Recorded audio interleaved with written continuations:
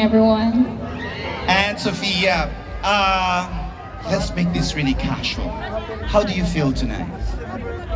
Well, I feel a little bit nervous but also overwhelmed as I see a lot of Tetuanes here. Also, the Barangay Council and the SK Council who prepared this tonight and make this event possible to happen tonight. Muchas gracias for that. Thank you, sir. Okay, pick a number. And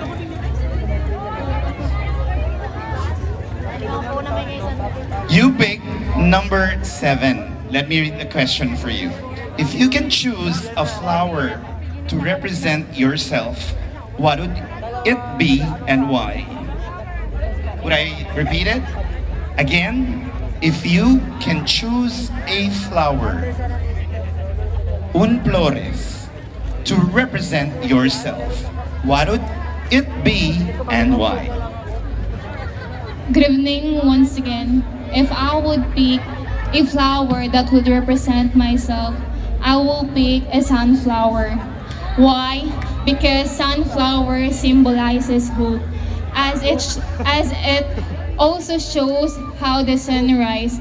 And I believe, ladies and gentlemen, I am representing here in front of you not only myself, but a lot of morena Filipino girl who get us a lot of discrimination from other people for having a tan skin. Now I stand here in front of you that this tan skin can give you a lot, and this tan skin may be your next Miss Lama Lama 2023. Thank you. Thank you very much. And don't worry, I don't think skin color defies someone. Thank you very much for that. Let's move on to candidate number 2.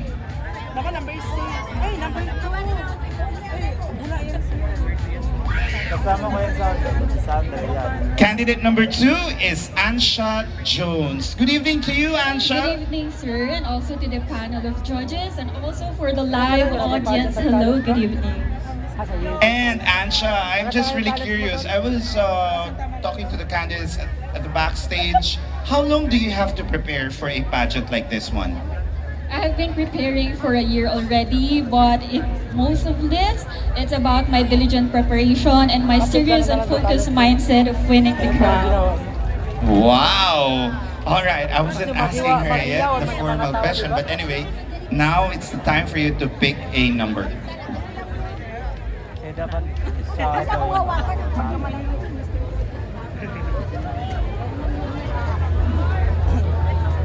You pick number 4. The question is, how do you plan to use your platform if you will win tonight as Miss Tetuan 2023? How do you plan to use your platform if you will win tonight as Miss Tetuan 2023?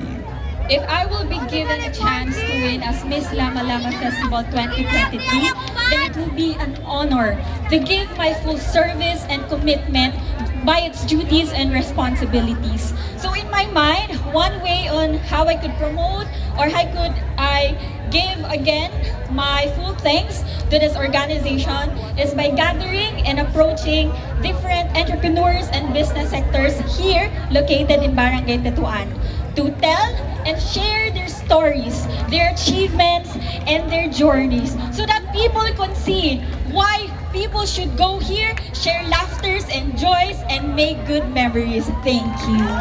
Yeah, I'm a proud Tetuanio myself. Thank you so much, candidate number 2. Here we go. Let's move on to candidate number 3.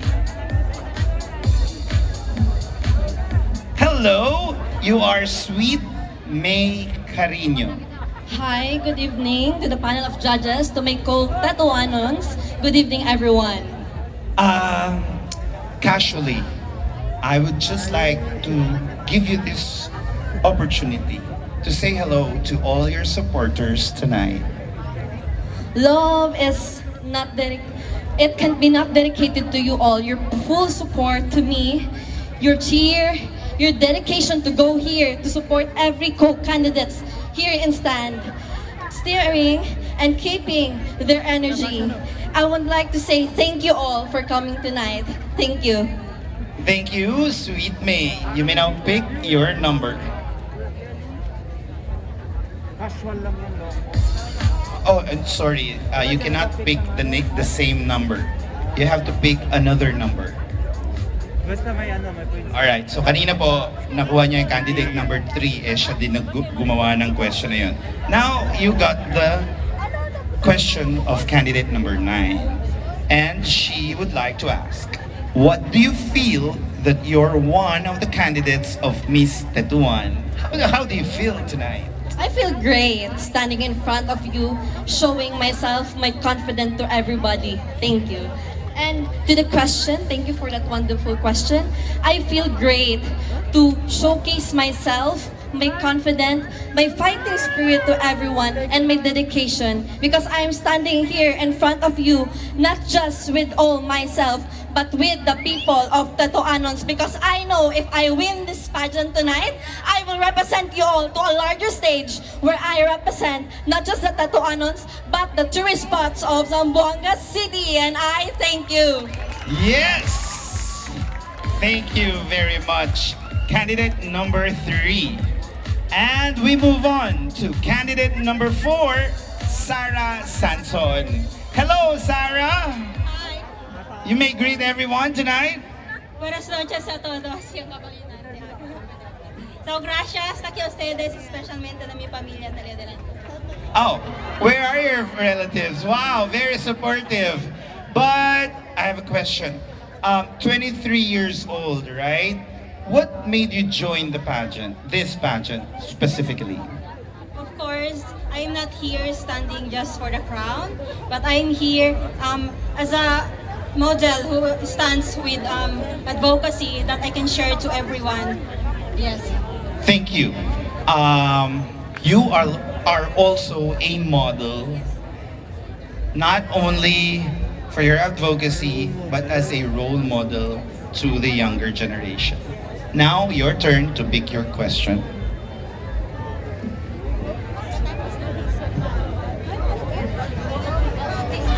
Okay, you pick number 5. The question is, what advice would you give to your younger self? What advice would you give to your younger self? Thank you for that wonderful question. The only advice that I can give to my younger self is that no matter what happened, do not surrender. And this past month, I experienced anxiety and depression because of failed long-term relationship and a betrayal for the man I trust the most. And I feel struggled for how many days, crying every night. And I always telling myself that do not give up because we have God. Always pray and always believe in Him.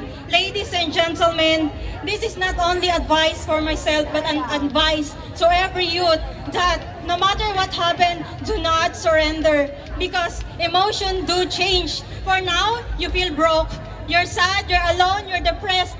Panic attack hits you every night.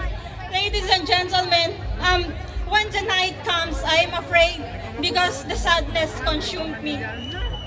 So I always ask God and always pray that please end this pain because I can't do this anymore. I can do this alone. So ladies and gentlemen, emotion do change. I remember when Tito Boy asked to one candidate, when is it not okay to not be okay? And the first things that comes in my mind is that it is okay not to be okay, but it is not okay to stay in that way. Once again, this is Sarah Sanson leaving this sweet message that life is short, world is wide. Let's create moment together. Thank you. Thank you very much. Meron bang naka-experience sa kagaya niya ng betrayal? Yung nagmahal ng tapat pero iniwan pa rin? What she survived, so she has to really go on and not give up. All right, we move on to the next candidate. Candidate number 5, Mary or Miami Bahian. Hello to you, and I'll give you the floor to say hello to everybody. Hello, good evening. I would like to thank everyone who come here tonight to witness our ladies showcasing our beauty, wit, and their talent. Thank you. Thank you. And Mary, bakit Mary, bakit Miami? I was born in September 8. Mama Mary and I have the same birthday. That's why I am named Mary. Miami comes from the first letters of my siblings, from the older to the youngest. That's why it created the name Miami. Oh, that's nice to know. Thank you for sharing. Just like you, candidate number 5, did you already fall in love at one time? Kagaya ng candidate number 4, umibig ka na ba? Love is always there. I fell in love the first time I saw my parents, and that is the purest love and the always the unconditional that I can ever receive. Safe na safe. But anyway, I'm just making you feel relaxed tonight. Your turn to pick a number.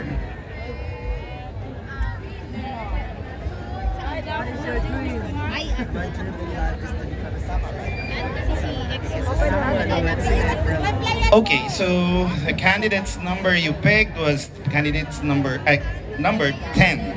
If you will be given a chance to be featured in one famous magazine in the Philippines, what story would you impart?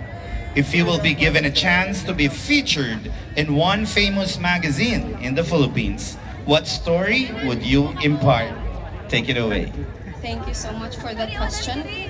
As born a menopausal baby and considered as the last card of the family who is expected to rise from the ashes, I have put so much pressure to myself, but thanks God that I have the foundation of my parents and the support of my friends. That is why I was able to rise from all the courages and all the misfortunes of my life.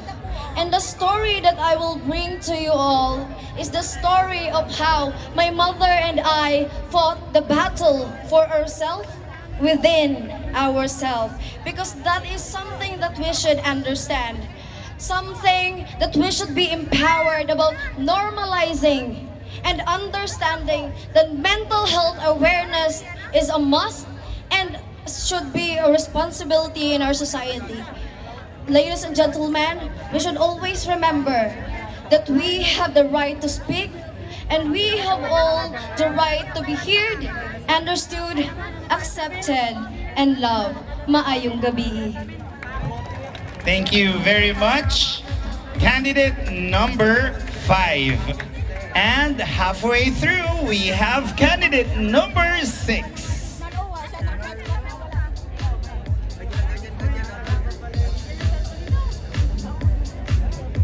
Hello, candidate number 6 is Christine Joy Velez. You may now greet everybody tonight. Hello, sir. Hello, respective judges and the people of Tetuanans. Thank you for coming here to witness the wit, not just the wit, the beauty, and the efforts that the ladies have made just to present themselves in a very active way. Thank you.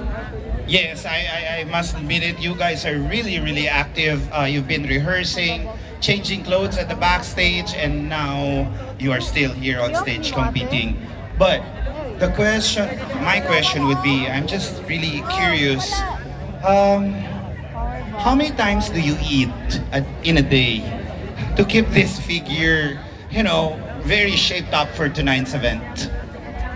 Actually, like other people, I eat 3 times a day, but sadly, I don't get fat. I don't know why. Maybe because of the fast metabolism. I think so. Bueno pa, Ele. Kami lang jutay kanon, grande tayo ng barika. But you know what? You're really, really beautiful and gifted with that kind of body. Now your turn to pick a number.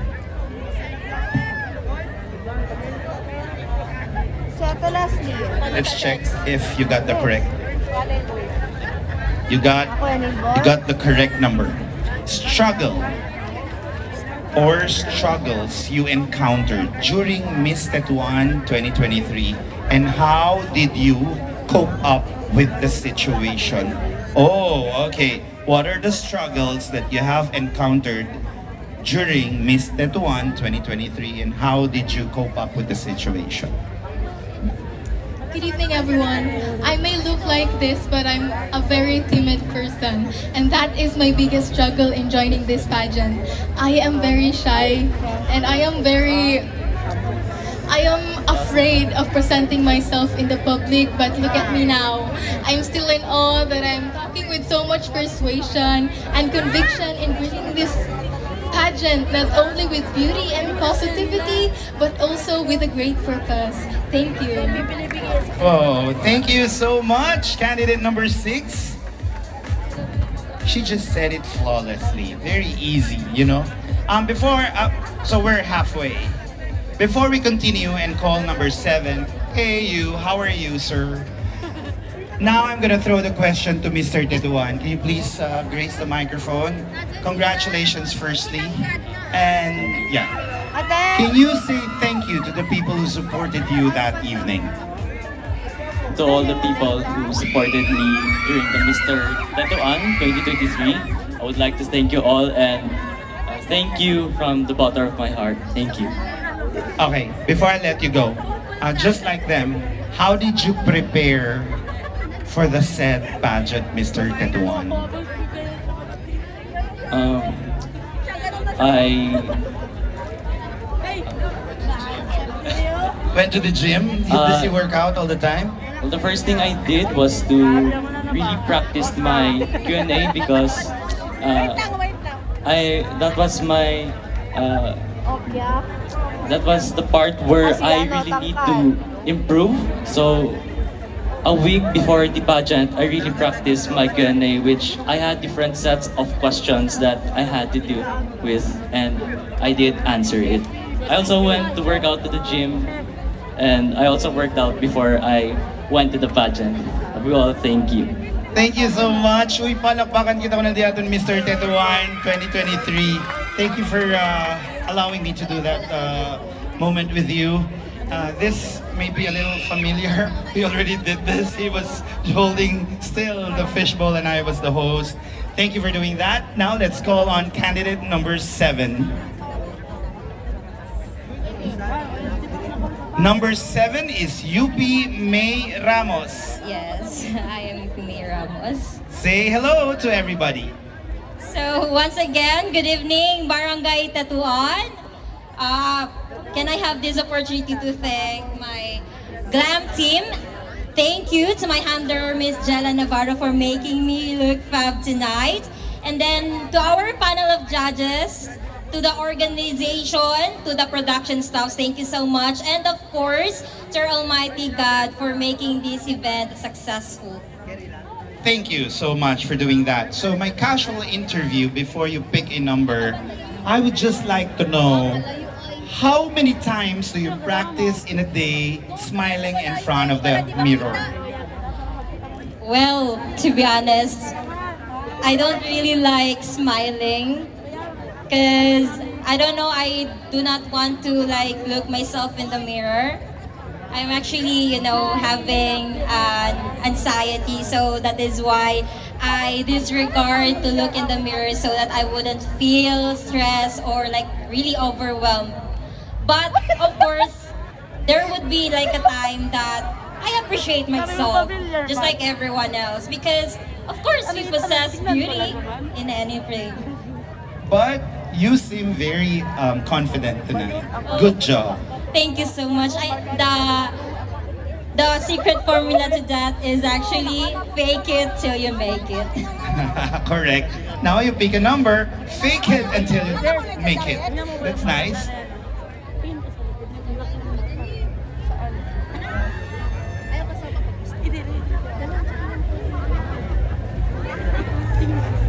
Alright, so you pick number 6.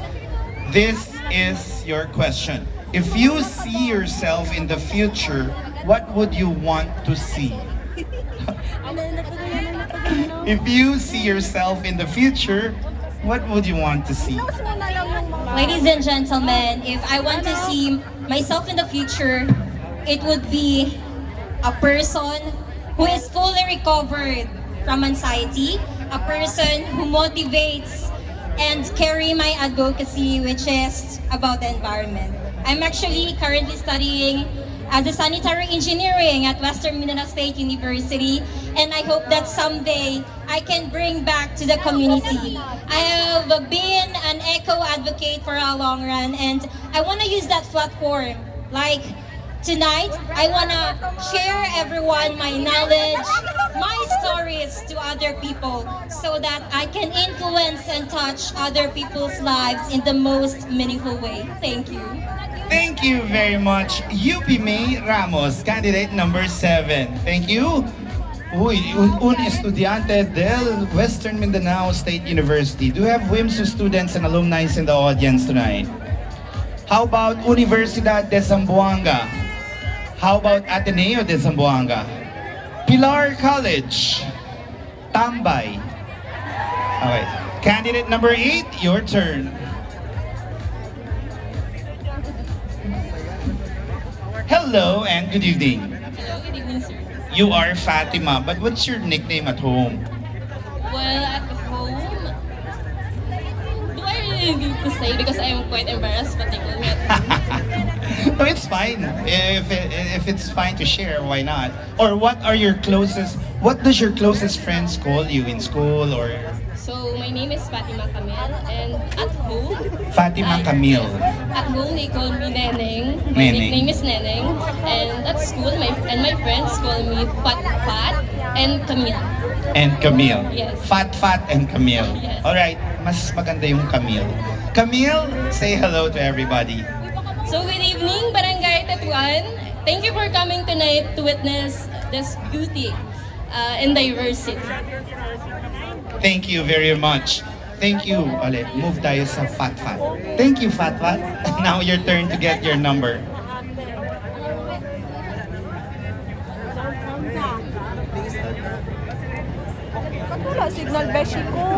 Alright, so the question is very short. This is question number 2. Who inspired you to compete in this pageant? Again, who inspired you to compete in this pageant? Take it away. So I would like to start by the very first person to inspire me to join pageants like this. She is my grandma, and she has now passed away 2 years ago.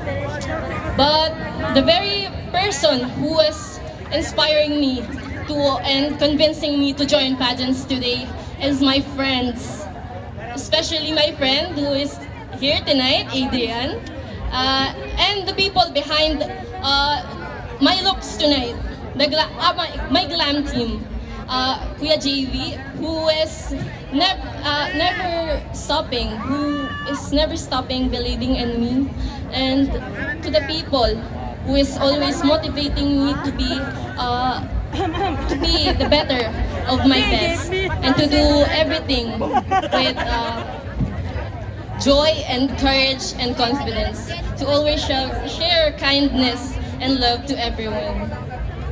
Thank you very much. So you're just really dedicating this to the people who never stop believing in you. Yes. Thank you very much, Neneng.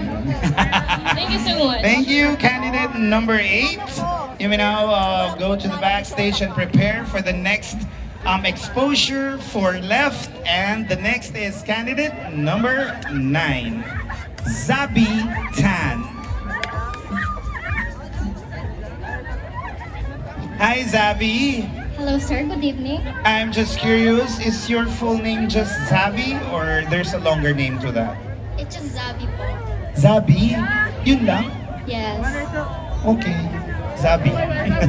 Zabi, feel free to say thank you to your supporters and hello to everybody. Say hello.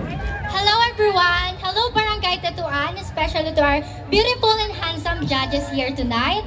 I would like to thank also people coming here. Thank you very much for watching us. Thank you. Thank you, Zabi. All right. So, Zabi, you are 18 years old, and what did you ask for permission from your parents to for them to know that you're joining, or were they with you when a person invited you to join? Of course, it's my only decision to join this pageant because my mother and my family is a very conservative family. But I love pageant, so I follow my heart and my dreams. But before that, to respect to my parents and family, I asked permission first. Mom, family, can I join this pageant? And they proudly said, yes, they are conservative, but they are supportive. Wow! Are they here tonight? Is your mom here? No, it's just my friends. Hello, my friends. I love you. Thank you for supporting me. Hi, friends! Ang cute din sa akin. Thank you. Alright, go get and pick your number.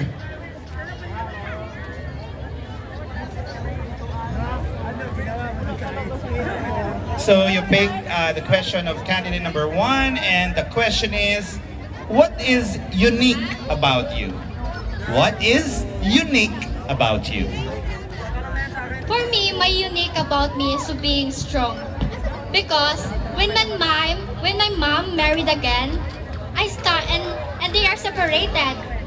And like 2 years. And in the 9 years old Zabitan, I experienced to carry a baby and to feed a baby. So I am proud, and the unique about me is being a strong, independent woman.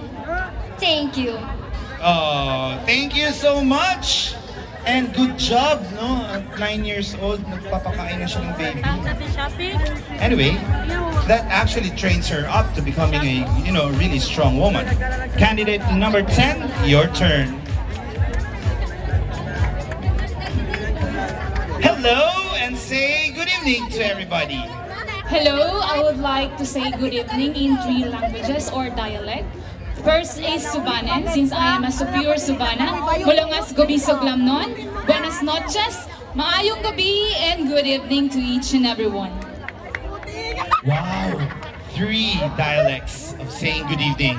Anyway, you all look gorgeous tonight, but how did you prepare for tonight's competition, number 10? Actually, it was a 1-week preparation because I was so busy in my work since I am working right now. But I think my team did the best, and it is my responsibility to do the rest. Wow, so good luck to you and great job to the Glam team and yourself. Your turn to pick a number.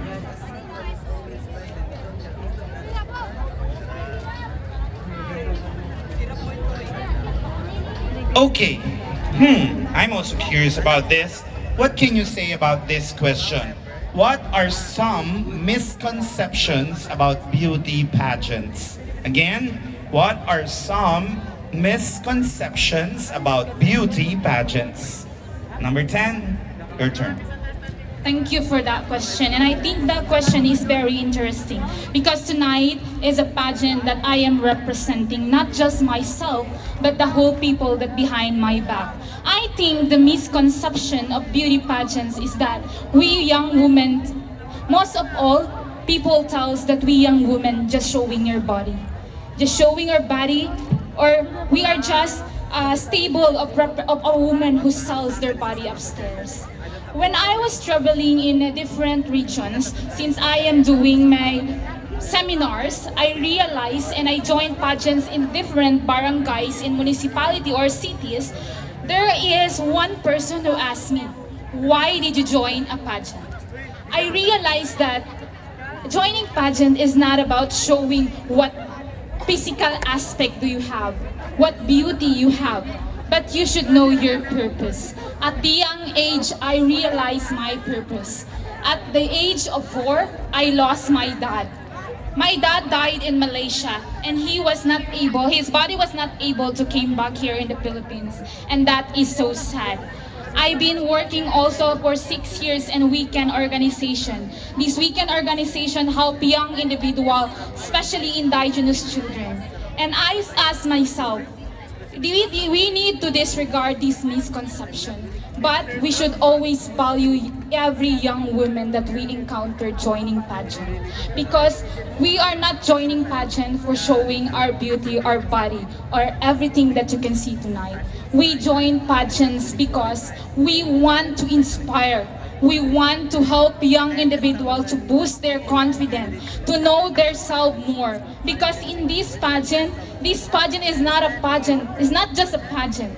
This pageant is a platform that can inculcate, that can grab many audience, just like here tonight. I know our audience tonight is not just from Barangay Tetuan, but also from different barangays. So I believe that we should always respect every young woman or every beauty queen that we see is standing right now in this stage. Good evening. Thank you very much, and she is Charity Manglang. Muchas gracias. And second to the last, the lovely candidate number 11, Angeline Santo Domingo. Your turn to wave and say hello to the audience. Good evening, Barangay Tetuan! How are you doing all tonight? It feels amazing to be on the stage right now, oh my God.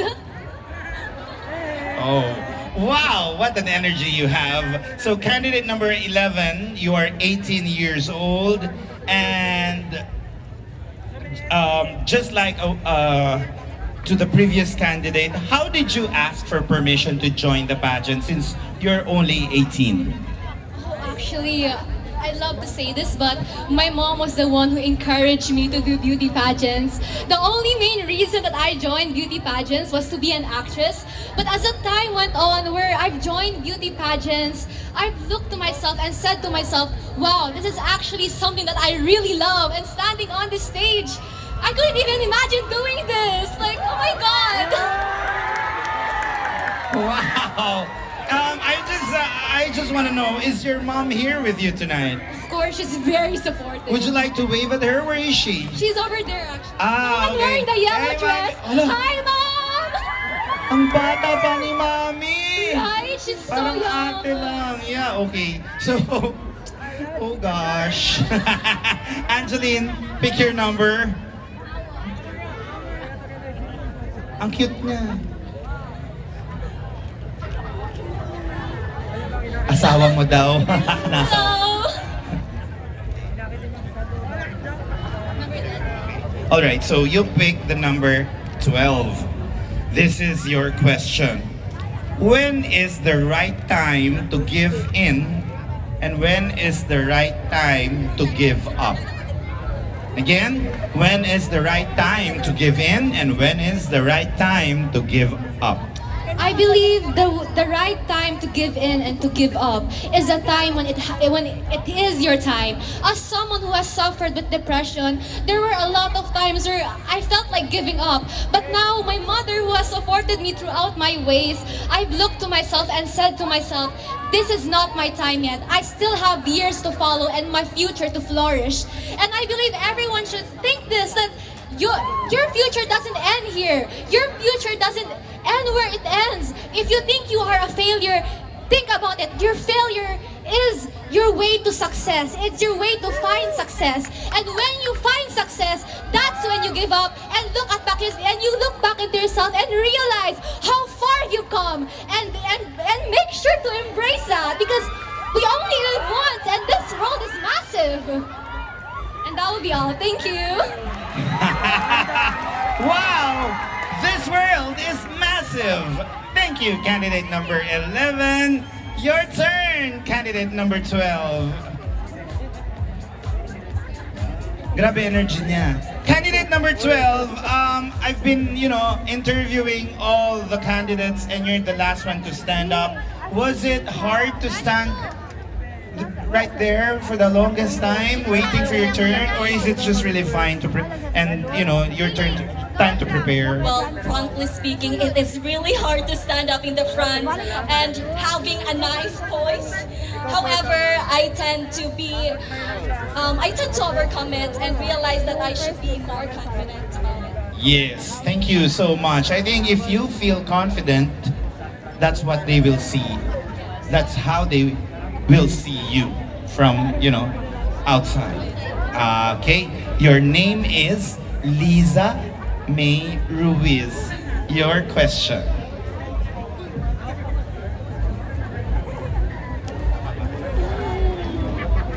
Oh, so number 11, pick your number. Now you pick her number. This is her question. How do you enjoy the little things in life?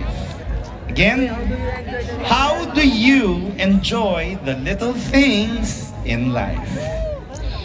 You know, in life, we experience a lot of triumphs and uncertainties.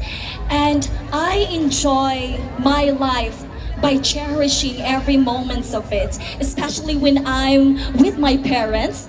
I tend to be with them and also acknowledge their presence. That is how I enjoy life, cherishing every moment. And I would also like to remind every people out there to live life to the fullest, because once you have that aspect, then you can definitely feel the true happiness in life. That would be all. Thank you. Thank you very much. Palakpakan kita ko na diya 12 kandidata for our Miss Tetuan 2023. And thank you very much, Mr. Tetuan, for helping me out tonight. We shall still see more of him later on.